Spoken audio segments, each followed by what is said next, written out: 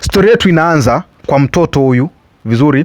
Ningekuomba usubscribe ili upate kastoria vizuri kwenye hizi picha za huyu mtoto, kisha mwenyewe utatathmini uangalie gisi watoto wanavyopumbazwa na vitu fulani sana tu kwenye baadhi ya vitu. Hapo mtoto ameamka, amekuta saa zimeenda. Ameamua kuangalia saa, amekuja kuona saa muda wa kwenda shule umeisha. Mtoto akafikiria, akaona hakuna jinsi ya kufanya. Kwanza ningekuomba subscribe kwanza hapo chini ndugu yangu. Subscribe hapo ili upate uondo mzuri. Subscribe vizuri hapo chini ya video. Mtoto akaamua kuoga. Umeona? Mtoto alivyoona kuwa ya kwamba yeye ameamka nyuma, muda wa kwenda shule umechelewa, akaamua kuangalia saa. Kuja kuangalia saa, kweli muda umeenda. Akaamua aanze kufanya nini? Kuoga. Kujisafisha vizuri nini. Kijana huyo pia akaamua kuanza kujiandaa. Umeona, kuvaa mavazi yake, kuchukua kiatu chake, akavaa kiatu chake vizuri tu. Nguo yake kavaa suruali yake kwa nayo shule vizuri, akajitengeneza vizuri, akachukua begi yake akaweka hapo hivyo, ili safari ya kwenda shule imeenea, maana amechelewa sana. Tunakuja hapa, kijana kuwa spidi, anakuwa kimbia mbio ili awai shule, maana ameona amechelewa shule. Kwa hiyo ametaka akimbie haraka ili awai shuleni. Maana muda wa shule ulikuwa umeenea, sasa alikuwa amechelewa vizuri. Kwa hiyo ningekuomba subscribe hapo chini ili tuwe pamoja ndugu yangu. Kijana akaona kasi imekuwa ndogo, akabidi aongeze kasi. Hapo kijana anaongeza zaidi kasi kubwa ili awai shule. Kuona amechelewa, muda umeenda, anakimbia kasi kidogo ili awai shule, huku anakuwa akijutia sana. Akipita mbio katika maeneo ya Mahembe huku bila kuangalia pembeni wala nini, kasi ikakuwa kubwa sana. Kijana kwa kasi na uoga, alikuwa yuko na uoga mwingi na kasi kubwa sana, huku akikimbia kwa haraka ili awai kufika shule. Ili kuwaje sasa kwa mbele? Kufika kwa mbele ikabidi hakaanguka. Alitereza. Alivyotereza kijana akaona kama vile mambo yamekuwa ni magumu sana. Atafanya nini sasa? Atafanya nini kijana huyo? Kijana huyo akaamua, yani kifupi alitereza. Alivyotereza sasa, huko alikuwa akilia kuona kwamba amechelewa shule. Akaamua kupiga tako chini. Alivyopiga tako chini, alilalamika sana kijana huyo. Alalamika sana. Kwa hiyo ningekomba ndugu msikilizaji wangu, ufuate historia vizuri ya huyu mtoto. Ufuate historia vizuri kwa makini ya huyu mtoto. Alafu ningekuomba pia usubscribe. Usikose kusubscribe ndugu yangu ili tuwe pamoja. Mtoto akaamua kuanguka chini, akaangukia vodo, baadaye akageuka akaangukia tumbo. Akaanza kulia.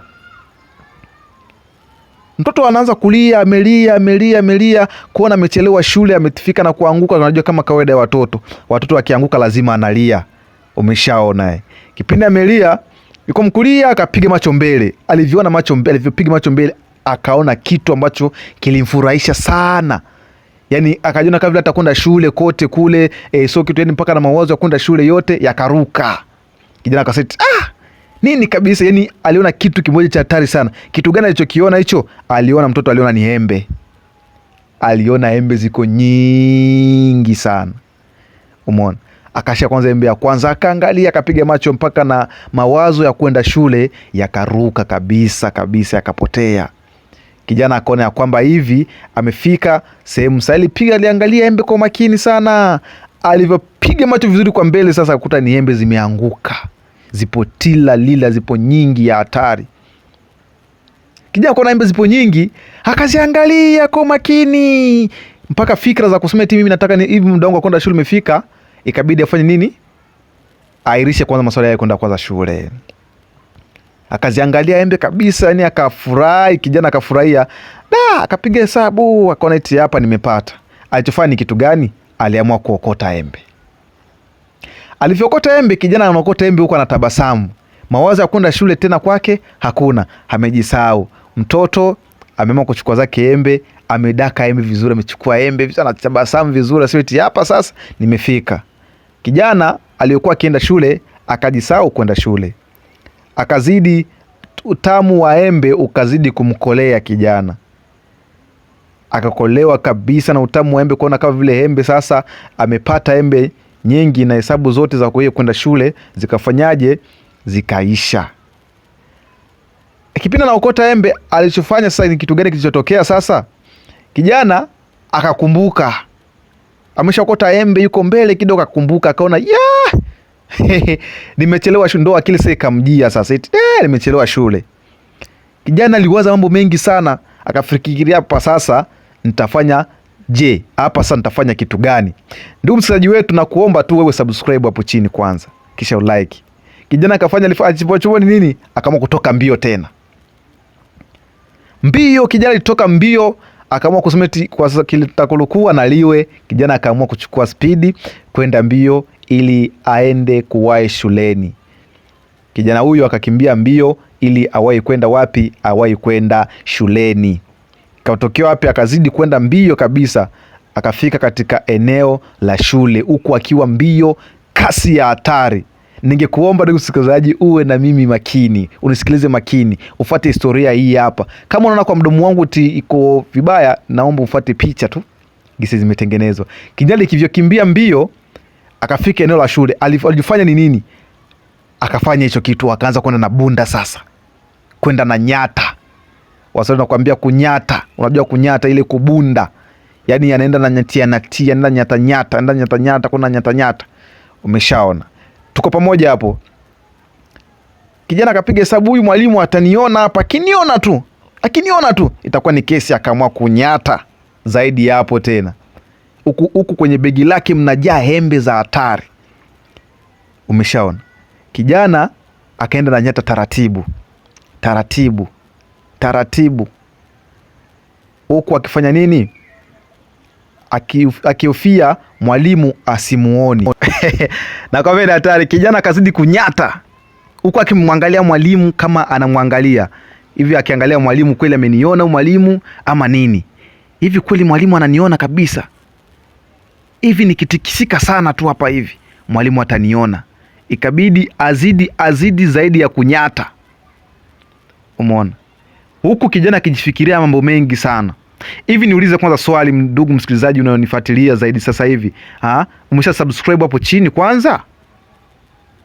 Umesha subscribe hapo chini ya hii video hapo hivi? Na kuomba please subscribe my channel, abonnez-vous à ma chaîne. Na kuomba sana subscribe kwenye channel yetu. Kijana huyu anafurahisha sana. Yaani yeye kwa kuona amefika nyuma shuleni, amekuja nyuma, ikabidi azidi kwenda nafanya nini? Kwenda na nyata. Umeona? Anazidi kwenda na nyata tu, ili afike salama, ili mwalimu ajue kama yeye yuko mle ndani. Najua tusidanganyani ndugu msikilizaji wetu, najua hata na wewe jambo ulishawahi kupitia, kama sio uongo ni kweli ama aje. Toa comment yako hapo, utuambie hii historia imekugusa aje wewe, kama wewe umeshaona kijana wetu huyu Ngori, wewe kama wewe hichi kitu kimekugusa aje, gisi umeona hii video yetu hapa. Tunahitaji comment yako hapo, tuache uchoyo wa comment ndugu yangu, na ningekuomba usubscribe pia hapo, usikose kusubscribe ndugu yangu. Umeona? Kijana alivyokuwa kibunda sana, alivyokuwa kinyata sana, amekaa amefikiria eti ya kwamba hivi sasa najua tu lazima mwalimu hanioni. Huyu mwalimu yuko bize na kufundisha, na hivi kisi mwalimu yuko bize na kufundisha, akajiona ya kwamba yeye ni mjanja zaidi ya mwalimu. Akazidi kwenda na nyata tu. Kijana yule alinyata sana taratibu hivyo, akielekea katika sehemu yake ya kiti, na yeye kijana huyu alikuwa anakaa kiti cha karibu na cha kwanza. Umeshaona? Yaani katika vile viti vya kwanza vile alikuwa anakaa. Hakanyata, akataka sasa afike sehemu yake. Ilitokea kitu gani? Mwalimu akamuona. Mwalimu akamuona. Ndugu msikilizaji wetu, tuambiane kwanza, hichi kitu kimeshawahi kukutokea wewe kama wewe? Najua kimeshawahi kukutokea hichi kitu. Kijana akaona amedakwa. Alishtuka sana ya hatari. Kijana akashtuka, akapiga hesabu, hapa sasa nimeishiwa nguvu. Hapa sasa napigwa miti ya kufa mtu. napigwa miti ya kufa mtu. Hii ni historia kidogo tu, nitaka nikuambie, nitaka nikuelekeze ndugu msikilizaji wetu. Tusiwi tu watu wa kutulia tulia, inabidi kidogo tunapiga taka story kidogo 2-3 ya watoto wetu hawa ambao wanafanyaje, wanaenda mashuleni. Nyuma mwalimu akamuita, umeona kipoda, mwalimu alimshika, mwalimu akamuita, wewe kijana, hebu njoo. Kijana yuko na uoga mwingi sana. Kijana alikuwa na uoga mwingi sana kwa kofia kwamba yeye atafanyaje, atakaratwa miti na mwalimu. Kuona sasa hivi mipango yake yote ambayo alikuwa akitegemea yeye kufanya ili kwenda shule kiroho safi, ikabidi afanyaje, asarende. Akaona hapa mambo yalikuwa ni magumu, ikabidi aweke mikono juu, umeona, kwa kuonekana kama amekosea. Cha ajabu kijana alikuwa analia. Yoyote ambaye ameshapita shule, yoyote ambaye ameshapita shuleni, alipitaga shule kipindi iko mdogo, anajua hili jambo liko waje. Au vipi ndugu zangu? Tuambiane kwanza hapo, vipi hichi kitu unachokiona hapa, unakiona kiko waje? Umeshaona kijana huyu ameanza kulia huku akiomba sorry kwa mwalimu, mwalimu amsamee, amekosea, amefika nyuma shuleni na yeye pia amekosea tu. Kwa hiyo anaweza akaomba sorry kwa mwalimu amsamee, ili amefanya kosa kubwa. Kijana, unajua kama kawaida watoto hawakusai kulia, anaona kama vile mwalimu sasa kupigwa kitu fimbo kwa mtoto ilikuwa ni mambo ya hivyo sana. Ndugu msikilizaji wetu, ningelikuomba subscribe hapo chini. Hichi kitu nakukumbusha tu, kabla hujasubscribe na unafuata story yetu ya kijana wetu huyu alivyokuwa. Kijana wetu huyu, nakwambia kijana ni hatari sana. Huyu kijana ni noma ize. Il est fresh, c'est bon aussi. Abonnez-vous monsieur, je te demande, merci, s'il te plaît monsieur, abonnez-vous à ma chaîne. Depuis aujourd'hui, je te demande s'il vous plaît. Mwalimu akasema, akaona kijana amelia sana, aliona kufanya kitu gani? Ampatie nini? Mtihani. Mtihani wenyewe aliopewa aandike, aliyepewa nani mtihani wa kuandika. Mtihani gani ambao aliambiwa andike? Najua unasoma hapo juu kwenye kibao hapo, wanakuambia kwamba I will never coming later to school again. Ndo mwalimu aliwaambia mtihani huo aandike. Sasa alivyoandika akwambia I will never come later to school again. Maana yake nini?